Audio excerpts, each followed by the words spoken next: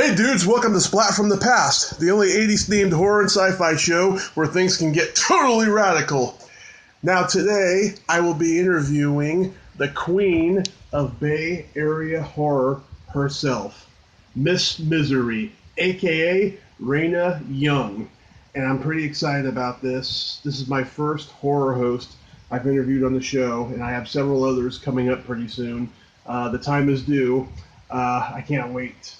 Oh yeah, Miss Misery. She's really cool. She's like making waves on the Comcast channel, Chabot Television, and she's really awesome. Has great knowledge about horror, and I know I haven't been talking about horror a lot on this show lately. I've been having guests of other genres and what have you, but we'll be talking about horror this episode and getting to know her a little bit. You know, where her horror fandom comes from and what have you. And yeah, so without further ado, this is my interview with Miss Misery, aka Reyna Young. Hi, Reyna. Hi, hello. Hi, how are you? I'm good. How are you doing? Oh, it is super hot right now. It's like 110 degrees out. Oh my god. Jeez. I think over here it's like 85. Wow. Maybe? Pretty hot over here too. Yeah. It's such an honor to be speaking with the queen of Bay Area horror. I'm from San Mateo, and this is so awesome. Thank you so much. No, thank you for having me. This is great. Thank you for asking. Oh, absolutely. I had Deborah Lamb on earlier for the second time, and she says hi. Oh, I love Deborah. She's awesome. Oh, yeah. We spent about 80 minutes talking about masturbation and foot fetishism. Oh, man.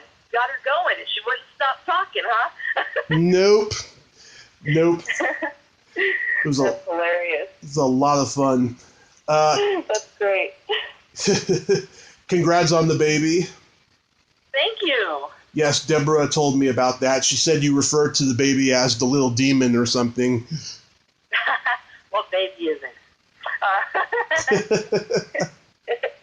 Yeah, it's been quite an adventure, and it's only been a couple months, so we'll see what happens next. It's always something new every day, but it's been great. It's been fun. Oh, that's great. God bless you. Thank you. Now, you were born and raised in San Francisco? That's right. Born and raised. Can't find too many of me often. Usually when I tell people I was born and raised in San Francisco, they're like, wow, I've yet to meet someone who was born and raised in SF. They're always shocked. I don't know why. And I'm like, I guess we're a rare breed. I don't know. Yeah. Did you go to Catholic school? No. Oh, no. What? You know, that's so weird. Like the fifth person asked me that. Uh-huh. That's so funny. No, I went to Lincoln High School. Okay, so many people in San Francisco went to Catholic school, so that's why I had to ask. I'm one of them, so. Oh, yeah, I do get asked that. So I'm just always baffled. I'm like, no, why? Oh, well, yeah, I do San Francisco. I guess I did have friends who go to Catholic school, though, so I guess it shouldn't baffle me too much when people ask. I'm always like, no, I went somewhere else. Yeah. And I don't want to sound too much like a therapist, but what's your earliest memory of horror? Oh man. So when I was younger, I love telling the story, so it's all good. Yeah. That's the way. You're all good. So when I was younger, I was not allowed to watch horror, obviously, because I'm a child. Yeah. I was a child. Sorry. And then what happened was every Halloween time there would be this movie that would come on TV, and it would be John Carpenter's Halloween, and my dad would shut it off every time. I wasn't allowed to watch it, and he had it on VHS. So one early morning, it was like 4 a.m., I woke up my little sister to watch it with me. I took the VHS out of his room, I went in the living room, and I watched it. She fell asleep. She's not too much into horror, but she fell asleep. But I watched it, John Carpenter's Halloween, first real horror film I ever watched, and I tell you, for some reason, it was like I wasn't really scared, but I was, but it was an excitement scare, and after that I was hooked. I saw Texas Chainsaw Massacre, Texas Chainsaw Massacre 2. I was just Friday the 13th that just kept going. Yeah. But before I even saw that, though, my dad would wake me up Saturday night to watch a couple of late night shows. Yeah. Called the Friday the 13th series. Yep. Another show called Monsters. So I was watching some horror, but Halloween was like the real movie to watch. But after that, after watching them, I ended up getting more into Universal Monsters after that. Started watching those. Right. And I started reading Edgar Allan Poe, and from there it just kind of took off. Right. So my love for horror started when I was like 7, I want to say, maybe 7 or 8. Mm-hmm. Yeah, I was about 2 years old. My parents showed me The Shining, and that was not a good idea, I'll tell you. It scared the shit out of me. Wow, how was that? It was super scary, and we still have the tape to this day, except in 1987 they taped it over for Back to the Future, and if you actually rewind it to the very beginning of the tape, right before the purple PG graphics on HBO, you could see Shelley Duvall talking to the doctor, and it's very spooky. Yeah. Wow, that's crazy. Yeah. Wow, The Shining. Well, that's kind of cool, but kind of not good in a way. Yeah. Wow. And then, they got me into the more family-friendly horror movies like Ghostbusters and Gremlins and Night of the Comet and stuff. And nice. Yeah, that's what I was thinking. There was an article not so long ago that I was reading, how to ease your children into watching horror. And it said to start them off with, like, Halloween Town and all those movies. And I was just cracking up. I was like, wow. In my day, I didn't, I just went straight for it. So that's hilarious. Yeah. And then about by 8, I started watching the Friday the 13th movies and everything else. My brother rented Nightmare on Elm Street 3, one of my top favorite horror movies of all time, and that scared the shit out of me, I'll tell you. Dream Warriors. Yep. Oh, I love 3. I don't know why. After I saw 3 when I was younger, what's great was I tried to actually make the Freddy Krueger house with newspaper and stuff. Yeah. I tried doing that. It just never came out right. So I gave up. But I did try all the time. I would put the movie on and try to make it during the movie. Oh, man. Yeah. And so I got into horror from there and stuff. And I used to watch Rhonda Shear on USA Up All Night and stuff. That's great. And then later Joe Bob Briggs on Monster Vision and stuff. Joe Bob, yeah. Yeah. That's cool. That is cool. So when did you know that you wanted to be in the horror movie business? What were your plans after high school? After high school, I wanted to not go straight to college, but I did. Yeah. And all my friends were taking filmmaking classes. Yeah. I went to college to become a psychologist, mm-hmm. a psychology degree. And what happened was I had a bunch of my friends making movies. They were making movies, and one day, a friend of mine came up to me and he goes, "Hey, I want you to be my assistant director because you have a great imagination. You watch a lot of movies.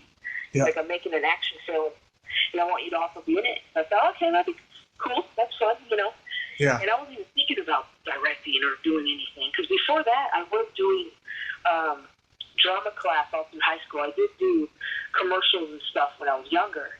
Right. But I didn't really think of being more into it when I got older because I just kind of got sidetracked. So I helped him out with his film, and he never finished it. And then he wanted to do another one. I helped him out with that, and he never finished it. So there was a pattern going on where he didn't think his stuff was good enough, so he never wanted to finish anything. And so I got frustrated about it one day and was like, wow, I really got into it. So I wrote a 30-minute script myself, went out, bought a camera, and I shot my first 30-minute horror film, which is so bad it will never see the light of day. But I did it. And after that, I kind of got hooked. Nice. It was just, wow, I can do it. Like, I don't need these. But my friends who are just lagging and not finishing, I don't need them. I can do this myself. So that's when I started writing more and doing more. I mean, I've always written. Since I was a kid, I wanted to first love was being a writer. And Right. then after seeing Halloween, I wanted to be Jamie Lee Curtis. But never in a million years, I think, I was going to grow up and want to direct, too. So it became this all of a sudden, this obsession of mine to want to write, direct, do everything. So since dropping out of college, I've been doing everything I can, writing, directing, horror hosting, producing, acting in people's films, acting in my film. So it's just been a love that I just can't get away from. I have to do it. Yeah. I'm a screenwriter. I have been for many, many years since I was like 12. My parents bought me a typewriter when I was 12, and I started writing that way. Nice. I still have my old typewriter. Really? I just can't get rid of it. I don't know what it is. I can't get rid. I don't use it. I use a computer, but I just can't get rid of my typewriter. Oh. Yeah, and I took a film class when I was 19, and I realized I don't think I want to direct. It's hard work, and I'd rather write than direct. I got like 3 horror scripts right now that I'm trying to like pitch to people and stuff, and they're very very out there, but they're all homages to the 80s. Oh, nice. Yeah. It is extremely hard, and once you dive into that, you really find out like you really got to have a passion and love for it. It's a lot of work. Yep. Like I have friends who were like, "Oh, it's so easy, just make a movie." I've had people say that, "Oh, it's easy to make a movie. Have you made one?" No, well, you don't know. It's not that easy, but you got to really have a passion for it to do it. Yeah, and that's what I have, a passion, because I had a car accident 3 years ago. I spent 30 days in a coma. Yeah. And oh, that's terrible. Sorry. Yeah, it was very dark, very scary, and it didn't happen overnight. It took a few months into recovery that I realized this is what I want to do and this is what I'm passionate about, because I can't work a real job again. My leg is fucked up, and all I can do is write and talk to do my art. Yeah. Wow. I'm sorry to hear that. That's horrible. Yeah. So, yeah, it was pretty fucked up. Yeah. But out of that, you realized your passions. You want to write. You want to, Yeah. Because I put it off for so long because I had no confidence. And plus, too, one thing that saved me, the podcast world, because I've had no mentors doing stand-up comedy other than Paul Brumbaugh. He's like a mentor to me. But as far as like the business side, though, of comedy and acting and screenwriting and what have you, I've had no mentors. And so the podcast world has really taught me the business side and made me go pursue it, because that's great. I wouldn't have known it otherwise, Yeah. But so how did your persona as Miss Misery begin, and how did you get the green light for The Last Doorway? Oh,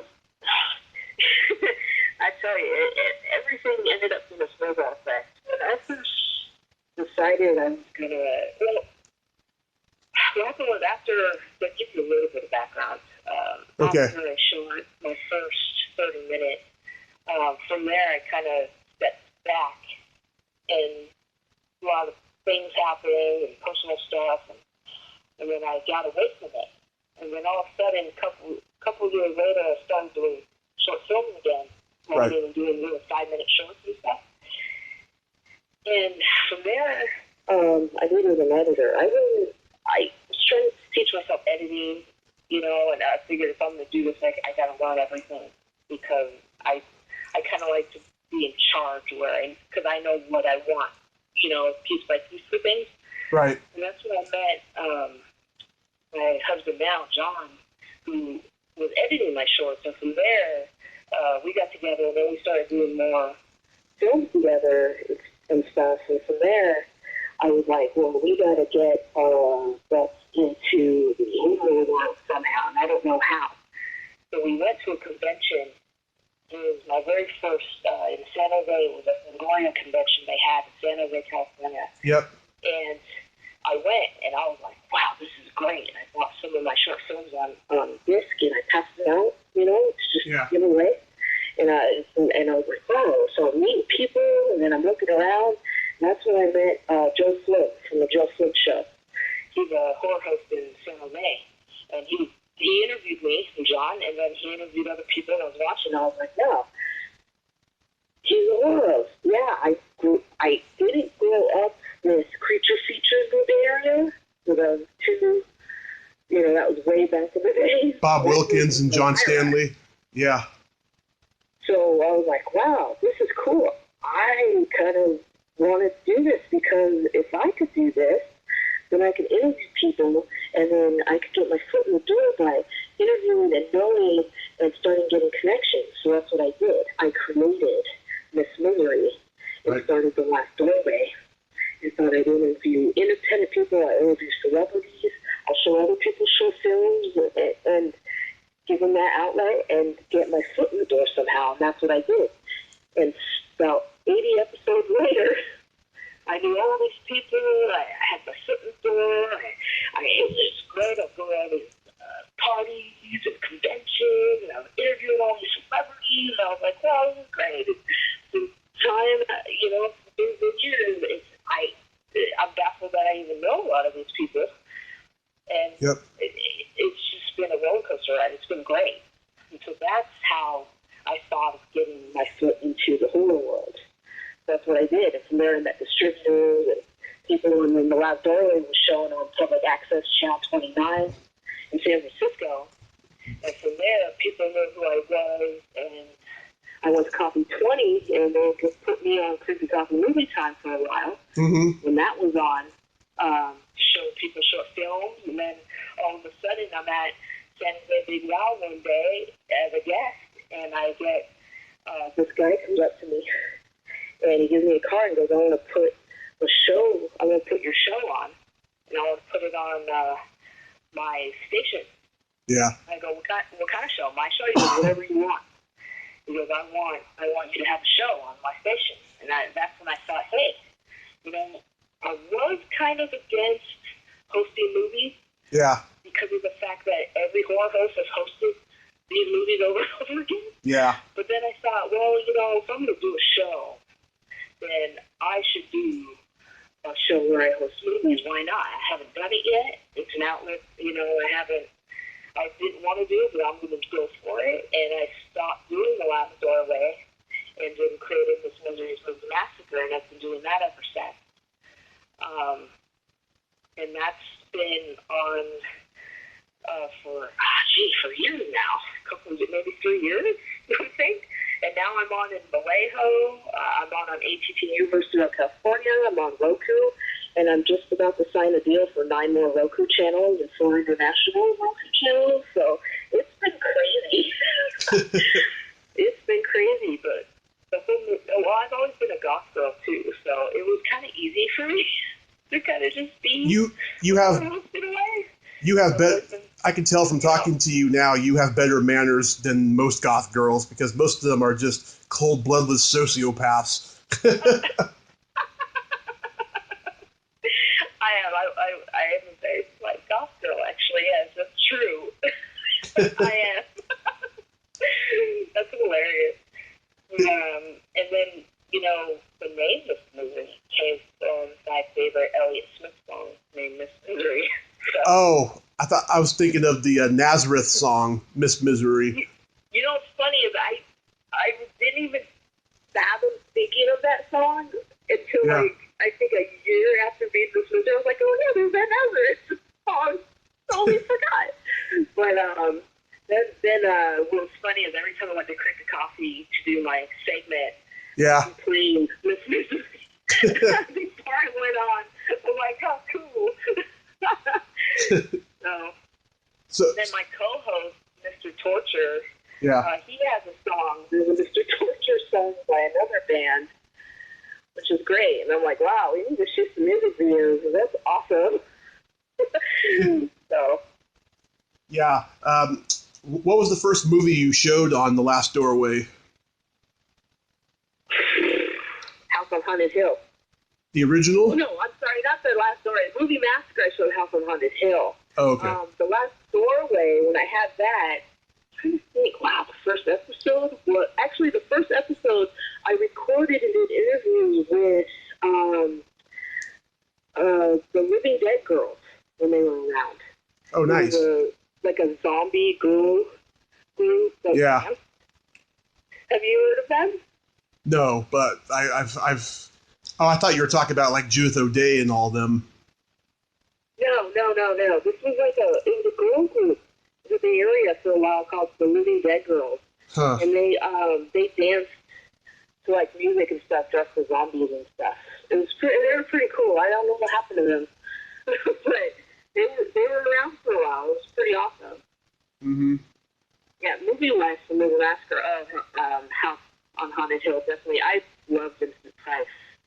Yeah. So I had to show, Price movie for my first one. Mm-hmm.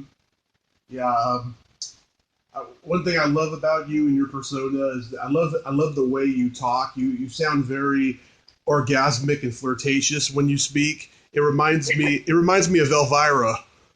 Oh, thank you. I've actually had people call me like Elvira's cousin or something like that. I've actually had, but with smaller boobs. I've had people say that. I think it's hilarious. I wasn't even offended. I was more like, I just couldn't stop laughing because I thought it was great. So, yeah, I've had people, and I'm like, wow, well, that's cool. It's like, that's an odd. I mean, I grew up with Elvira, watching Elvira. And then when I finally got to meet Elvira, Mm-hmm. which was great, it was just like, wow, what a dream come true. Oh!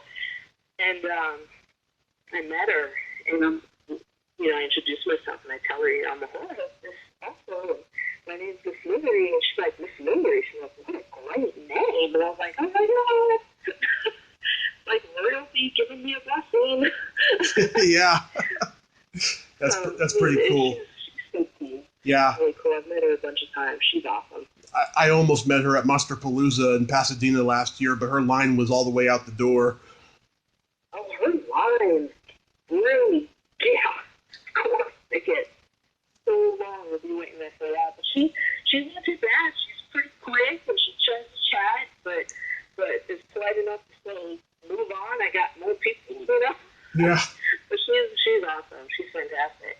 If you ever get a chance to meet her, you don't need to. She's great. Oh, I want to badly. Last year I attempted to shoot a pilot, like a demonstration pilot, to like give to a UHF station like KQED or Action 36 in the Bay Area for my own horror show. I was gonna call it Real Nightmares, with 2 E's, real.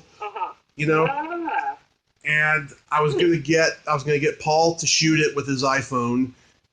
We were gonna do like a beginning, middle, and end segment.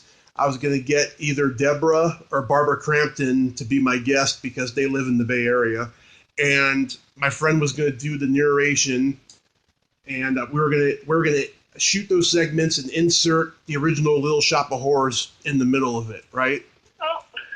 Well, I had just moved to Redding when I came up with this thing because my mom needed help paying the rent. But I was going to come down to the Bay Area this past January to do it. But then Paul had to have a surgery. My friend fell off the wagon and became a drug addict again. And Deborah moved back to LA.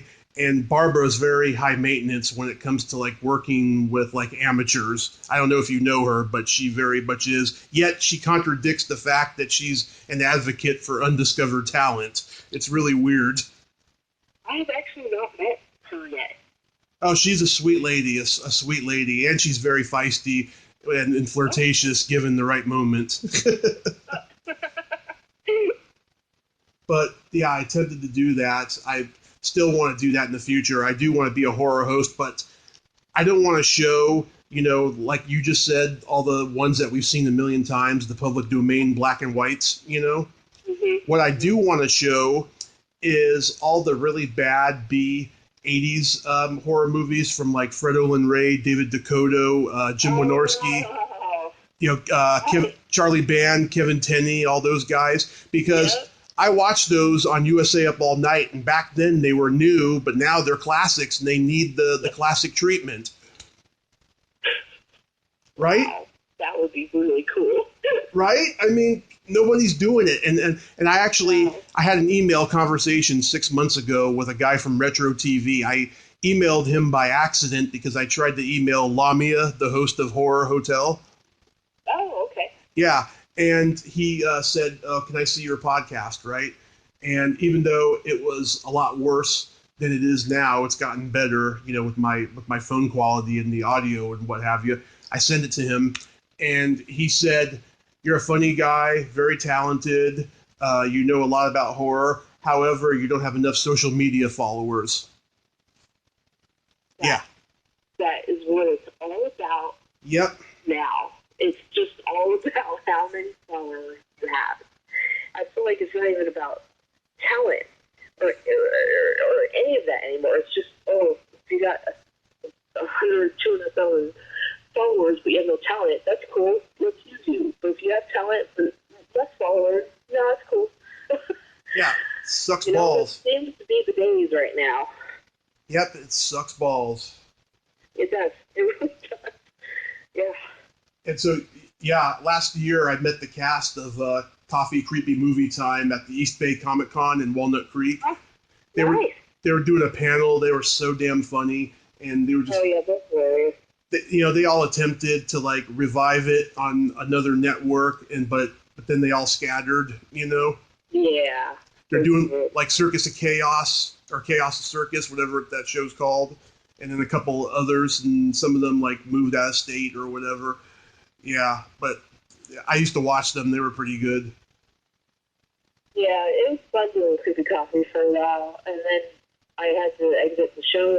It just became too much for me. That was just doing way too much. It was the focus of making some future shows took up a lot of my time. So yeah. I hated to do it, but I had to. Sometimes you just got to pick and choose, So, but it was so much fun when it was around. Yeah. So it's movie Massacre. It's for, what is it, that Comcast station, Chabot? Yeah, it's on Chabot, on Comcast, AT&T Universe, Mount California. It's on right now. For that station, I was just picked up in Vallejo, so they've been showing my show in Vallejo. Yeah. Friday nights, and then Friday nights I believe at 8. And then I have a Roku channel through Timeless Television, who had contacted me and wanted the show on there, so I gave them all my episodes. And then now I'm being asked by another station that's starting a bunch of Roku stuff, channels and stuff. And they want my show for 9 different channels. So I've been talking back and forth with them. And can you believe it? I actually had a phone call once, and I thought it was a joke, but actually it wasn't. And I got a call from China. Mm-hmm. They wanted my show for some app they're doing down there. Nice. And I'm like, and I thought it was someone playing a prank, so I said, you have to email me. And I don't know how they got my number. This place, I don't know how they got my number. It was so hilarious. I was like, it's probably someone just, playing a prank on me. But they emailed me, because I couldn't understand what the woman was saying. So I kept saying, okay, here's my email address, email me. And they emailed me, and I was going back far. I was like, oh my God, this is legit. They actually want my show. So I don't even know what happened to that. My first 5 episodes, they were all excited. They knew who I was. I was like, what's going on, China? Really? This is great. And then, poof, disappeared. I don't know what happened to them. So, but I thought that was cool for the minute it lasted. Yeah. Yeah. Wow. That's crazy. You never know where your fans are going to come from. Yep. Like I get fan letters from guys in prison sometimes. Mm-hmm. So you you never know who's watching, and so it's just I find it hilarious. Sometimes like, wow, I get fan mail from here and there. It's like, wow. Sometimes I just sit back and I feel baffled by. I'm like, wow, I have fans. What? So, I get shocked sometimes. Yeah. So, so when you go to conventions, you sign autographs and all that? Yes, I do. I also get a bunch of people always asking me to send them stuff. So I always send people autograph photos and stuff. Conventions, I sign. I still sign DVDs and pictures and Yeah. posters, things like that. Yeah. I just started doing. Sometimes I have limited edition comic books, things like that. I'll only bring so many to a con, and then that's it. Yeah, I just started doing press at cons and stuff. The ones who will take me, that is, because again, social media plays a role. But I got selected for Famous Monsters Silver Scream Fest back in February, and I did a really good interview with Kelly Maroney. That was pretty funny, and I don't know if I should say this on the air. I think she had a little bit of wine early in the evening, and she was like tripping a little bit and stuff. But it was a really good interview. I've met her. I don't know where I met her. I've done so many. Sometimes it's like you've done so many cons or so many interviews. Sometimes you're like can't remember, but I know I've met her. I know I have. She's very nice, very sweet woman. Yes, she is, and I met her at Monsterpalooza 2 years ago, and that week, I was in LA for a week. I went to go see her theater performance, and she was so touched by that. Like, she friend requested me the next morning, and I just cried, because she's my favorite actress of all time. Oh, that's great. Oh. Literally, yeah. Awesome. That's awesome. Yeah. Don't you love it when you meet, like, one of your heroes or your idol, or someone you really look up to, and they're really cool? Oh, I've been very lucky. About 99% of them have been, and only a 1% have been assholes. Yeah, I feel you. Like, I've met a couple that I was just like, you gotta be kidding me, that's messed up. And then the majority of all of them has just been, like, fantastic. But you always get that one person that kind of dampers you and kind of breaks your heart a bit, you know?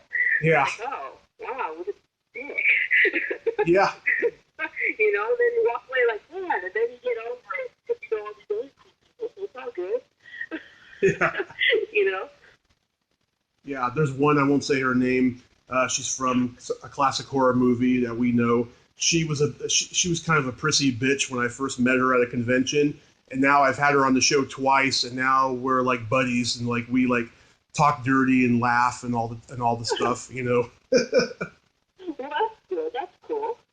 Yeah, but I'm trying to host panels at conventions, and you know I'm not famous enough to do it. I found out, but I'm trying. That's like my passion for like the future of me in horror conventions.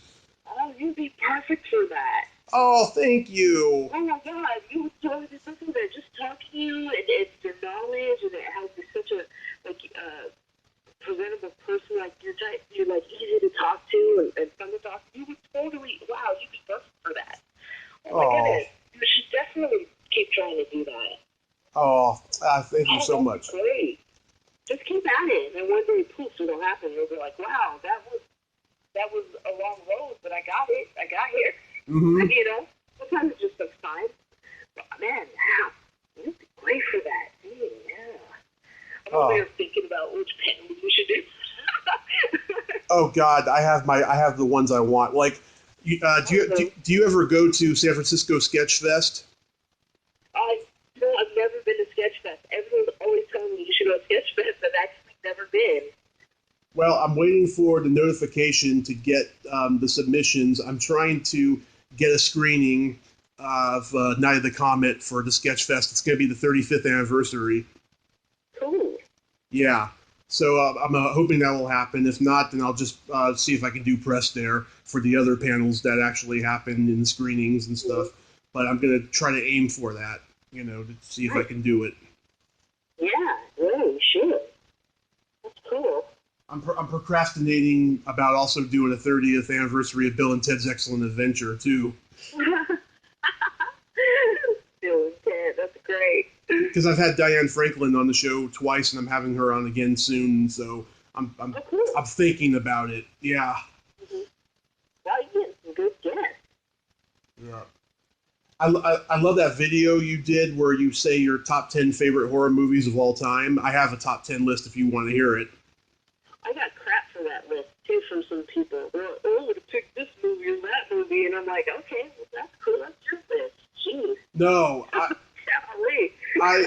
I love the... My list changes every year, by the way. Oh, mine does, too. Yeah. So it's like, sometimes people act like everything you do is written in stone. It's not. Just get over it and move on. Why are you overanalyzing? You know? What's your list? I'd like to hear it. Okay. Oh, first off, I want to say thank you for putting The Worst Witch and Mr. Boogedy on there. Hell yeah. Hell yeah. I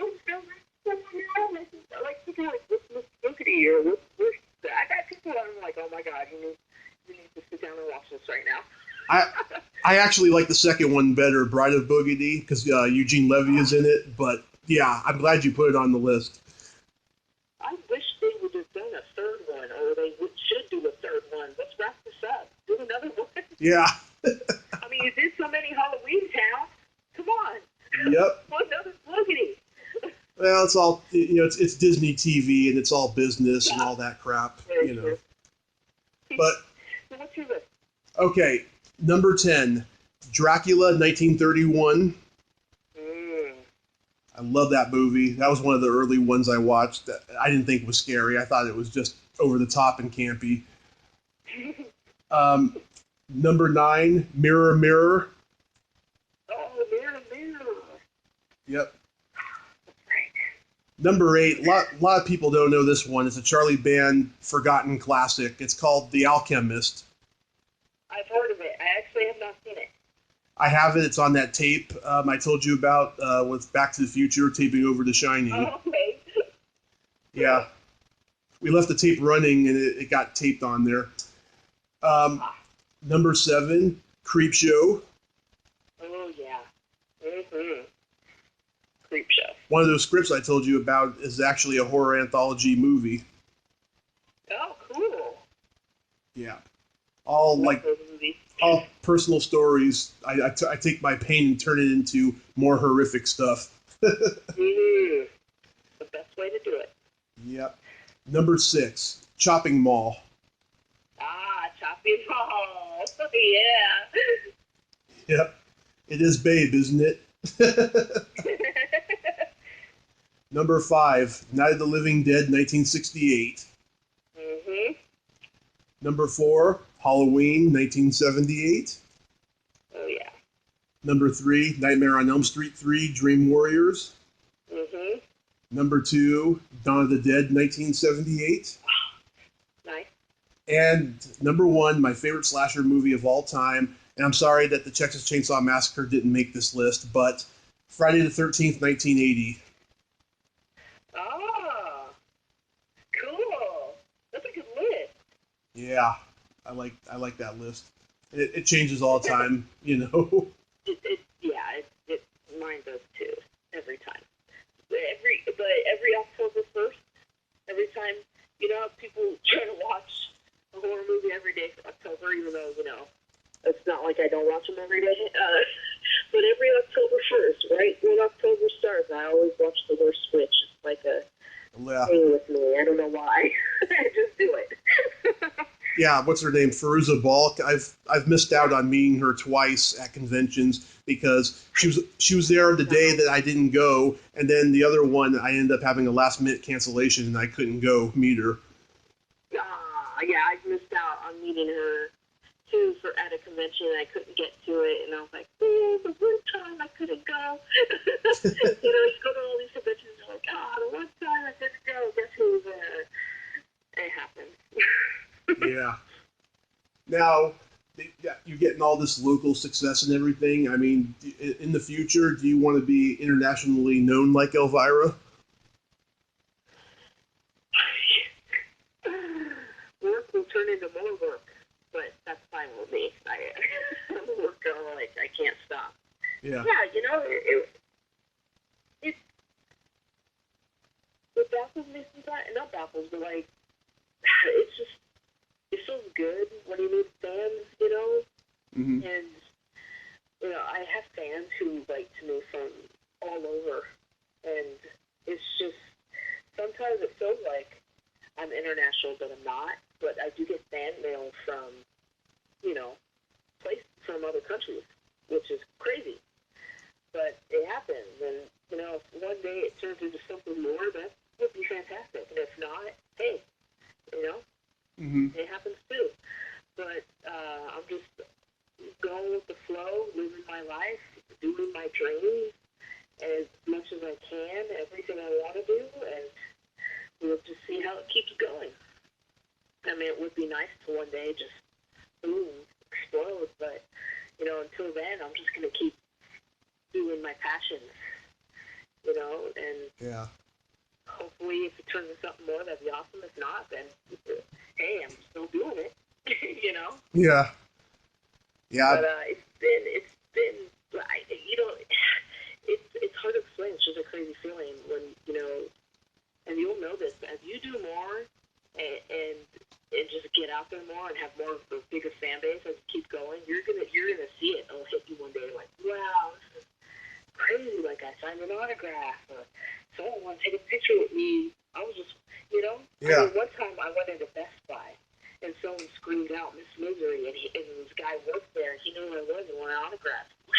Oh, my God. Oh, crazy. Or, like, I'm walking on 9th and Irving in San Francisco, and all of a sudden, some guy on the edge is looking at me, pointing, waving, and I'm waving, and then later on Facebook, he's like, I saw Miss Misery walking today, and I'm like, what? So it's, like, crazy, you know, it just happens, but it's fantastic. I mean, one time I got fan mail from this girl who told me she was in high school. It wasn't middle school, I can't remember. It was middle school or high school, but she did a report paper on me. And I was like, holy crap, man. Wow. Yeah, she, you know, women she idolizes, she watches my show, and she thinks I'm awesome, and she did a report paper about me. I mean, wow. I mean, that's great. So, you know, I feel good that I'm, you know, a bit of a voice out there for those young girls who want to be a director or writer. Yeah. Or, you know, even a horror host. I mean, kids, I mean, I'm just shocked sometimes. I mean, kids do watch my show too. And I get letters from them. I see them at conventions. I did a movie, a black and white cheesy monster movie called Monster of Golden Gate. And I sold it at the conventions. It's totally throwback, right? Because I was like, I got sick of hosting the same movies, and I'm like, I'll make a movie, I'll host it, and I saw the other horror hosts, they want to host it because it's something fresh and new. So I took it to the conventions, I made DVDs, you know, I sold them, and I had people coming up to me, oh, my kid loves your movie, my kid loves your movie. Oh. It was great. I was like, wow, this is awesome. Take pictures of kids and everything. I'm like, oh, this is awesome. So, you know, you never know what's going to happen. Yeah. You never know. Yeah, that's great. Oh my God. Yeah, I started this a year ago when I moved out here to Reading because there's no comedy clubs out here, and I've been wanting to do a podcast for a while, but I wasn't in a position to do it for a while because of my living arrangement and stuff. But then I started this, and you know, I got a lot of haters, and I got 45 subscribers. But hey, I'm loving what I'm doing, you know, and I'm rubbing shoulders with all the people I grew up watching. Wow, that's awesome. Yeah, you know, I get haters. I got haters at the beginning. I have haters now. And, you know, sometimes you're going to sit back and be like, well, what are you hating on me for? This is, you know, and then it'll get to you, but after a while, I don't let it get to me because, you know, it's like, you can sit behind your computer and hate me all you want, but I'm doing what I love. Are you? Obviously not. You're hating on someone with, you know, and it's like, then you gotta think, you know, you got big celebrities like Tom Cruise, people hate him. It doesn't stop him from doing what he's doing. You know what I mean? Yeah. sometimes you just gotta think, whatever, just ignore them. That's what I started doing. Sometimes I'll read comments from people who hate on me, and I just laugh and move on. It's like, why am I gonna waste my time? Yeah. Pick and choose your battles. Absolutely. I'm too busy for that crap. Absolutely. That's one thing I've learned. You gotta think. And then you gotta think too, cool, I got haters. Well, at least you clicked on my YouTube video and watched it. Thanks for the hit. Yeah. I'm going to be 35 next week, and I'll tell you something. Pursuing show business has taught me to have a thicker skin. Some people say I don't, and to an extent, there's little bits and pieces of things where I still don't, because I'm a comedian. We're easily irritable about certain things, and stuff. But it's really taught me how to be a little bit more mature, I have to say. Yeah, definitely in horror or comedy or any industry, you have to have a thicker skin. There's always going to be those asswives out there that you just, that can break you, but don't let anyone break you. Why? I mean, you got to think, you only live once. Right? Do what you want to do. Do your passions. Go for it. Whatever. Who gives a shit what everyone else says? Exactly. I mean, after a while, it's like, a lot of people that I know have stopped doing what they love because of what other people say. Why? Who cares about that? Yeah. The reason why they hate on you is because they're miserable themselves in their life. They're jealous that you're out there doing it. You're doing your thing. So that's why at first when I was kind of hurt by something someone says, I dwell on it, and now I don't dwell. I mean, through time you'll get even a thicker skin. You'll know who to not trust and who to trust. And unfortunately, in every industry, you can't really trust anyone. No. That's how it goes. But yeah, screw the damn haters. I mean, I get them all the time. I just laugh and I move on. Mm-hmm. Exactly. You got to do it. What you do is you take their name and then you kill them in a movie. Oh, I did that in one of my scripts. This guy that did something fucked up to me a few years ago when I was homeless, I made his name the villain of the movie. Nice. Oh, yeah. You get your frustration out. Yeah, it's the ultimate revenge, I have to say. Oh, yeah. And I know so many people that don't like him, they're going to laugh when that movie gets made and hear his name in it. They're going to laugh. Cool. Now, one last thing. I'd like to ask Miss Misery a creepy question. Ooh, okay. Miss Misery, what does your belly button smell like? Well, darling, it's cotton candy, of course. Cotton candy, wow. I was hoping it was going to be a pterodactyl's toe jam. That's funny. I've never heard of that before. Improv, baby. I'm into improv. That's hilarious. Yeah, I think I was hoping it was going to be the real Secret of the Ooze, not the Teenage Mutant Ninja Turtles one. Wow, you're funny. Oh, thank you. No. Well, subscribe. I toe jam. I don't know why, but I'm going to take that and use it on someone. Oh, you can take it. Yeah, go ahead. I'm totally going to tell someone they smell like that next time they hate on me. Awesome. Yay. I'll be thinking of you the whole time, too. Awesome. That'd be great. If you want to check out my YouTube comedy videos, you can subscribe to my channel. It's Tommy Kovac. Oh, cool. I'll do that. Awesome. Thank you so much, Reyna. It was such a pleasure tonight, and I'd like to have you back on again one day. Hey, anytime. Just let me know. We'll arrange it. For sure. This has been fun. Thank you for having me. Awesome. And have you reached capacity on your personal page? I have, but go ahead. But go ahead, because there's always people who delete their Facebooks or whatever, so I can always add you eventually. So go ahead and friend me anyway, so I have you on there. Okay.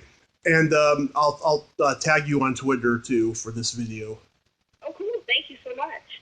Great. My pleasure. And you have yourself a great evening, and take care of that little demon. I will. Thank you so much. You too. Have a good one. Okay, bye-bye. Bye. Bye-bye. Well, there you have it. Miss Misery. Ain't she a sweetheart? Thank you so much, Reyna. That was a really funny, awesome interview. Made me feel really confident about interviewing horror show hosts, and I'm going to do that more often.